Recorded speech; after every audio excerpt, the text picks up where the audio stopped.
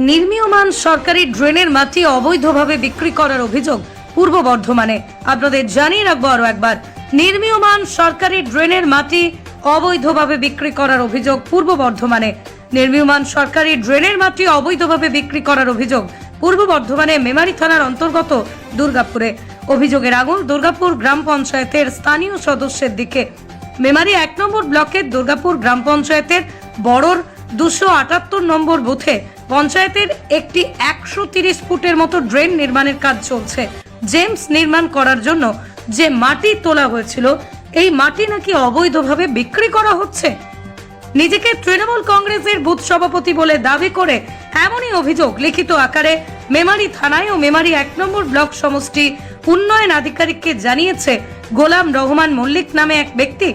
অভিযোগপত্রে উল্লেখ করেছে যে গ্রামেরই বাসিন্দা আমজাদ আলী মোল্লা নামে এক ব্যক্তিকে পঞ্চায়েত সদস্য নাসির উদ্দিন মল্লিক মাটি বিক্রি করেছেন। আমরা এদিন বুধবার বড়র গ্রামের 278 নম্বর বুথে গিয়ে জানতে পারি যে আমজাদ আলী মোল্লা নাকি গ্রামেই থাকেন না, কর্মসূত্রে থাকেন মুম্বাইয়ে। তারপরে আমরা ফোন মারফত যোগাযোগ করি আমজাদ আলী মোল্লার সাথে। তিনি পরিষ্কার জানান যে তিনি এ বিষয়ে কিছুই জানেন না। মাটি বিক্রির অভিযোগ সম্পূর্ণ মিথ্যা, ভিত্তিহীন বলেই দাবি করেন পঞ্চায়েত সদস্য নাসির উদ্দিন মল্লিক। বদনাম করার উদ্দেশ্যেই এই মিথ্যা অভিযোগ করা হয়েছে। আর যিনি অভিযোগ করছেন তিনি বুথের সভাপতি কিনা তার জানা নেই। কটাক্ষ করে নাসির উদ্দিন মল্লিক বলেন, তার আচার আচরণ তো এমনিতেই ব্লক সভাপতির মতো।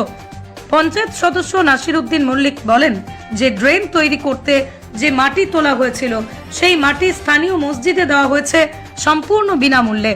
মসজিদ কমিটির সদস্য মাতোয়ালি জানান যে মসজিদের কাজে মাটি আমরা পঞ্চায়েত সদস্যের কাছে চাইলে পঞ্চায়েত সদস্য সকলের সাথে আলোচনা করে মাটি দেওয়ার কথা জানান এবং সেই মাটি আমরা নিয়েছি, তবে কোনো টাকার বিনিময়ে নয়।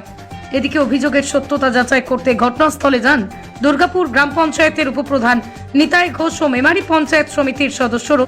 সমস্ত কিছু দেখে দুর্গাপুর গ্রাম পঞ্চায়েতের উপপ্রধান নিতাই ঘোষ বলেন যে দলের ভাবমূর্তি নষ্ট করার উদ্দেশ্যে এটা সম্পূর্ণ মিথ্যা অভিযোগ করা হয়েছে। গ্রামবাসীর সাথে আলোচনা করেই মাটি মসজিদকেই দেওয়া হয়েছে সম্পূর্ণ বিনামূল্যে।